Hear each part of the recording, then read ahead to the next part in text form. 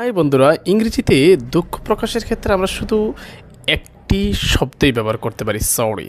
আজকে আমরা 10টি নিয়মে শিখব কীভাবে আমরা দুঃখ প্রকাশ করতে পারি। আমরা বলতে পারি সরি, আমি দুঃখিত। তারপর আপনি বলতে পারেন আম সরি, আমি খুবই দুঃখিত। আরও বলতে পারেন আম রিয়েলি রিয়েলি সরি, আমি খুবই দুঃখিত। আর একটু চমৎকার করে বলতে পারেন, আপনি বলতে পারেন আই অ্যাপোলজি, আমি ক্ষমা চাই রে ভাই, আই অ্যাপোলজি, ঠিক আছে। তার বলতে পারেন আপনি এক্সকিউজ মি, আমাকে মাফ করবেন। তারপর আপনি আরেকভাবে বলতে পারেন পার্ডন মি, আমাকে ক্ষমা করুন।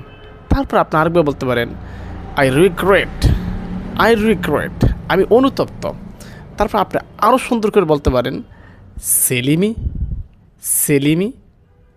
আরেকবার আপনি বলতে পারেন প্লিজ ফরগিভ মি।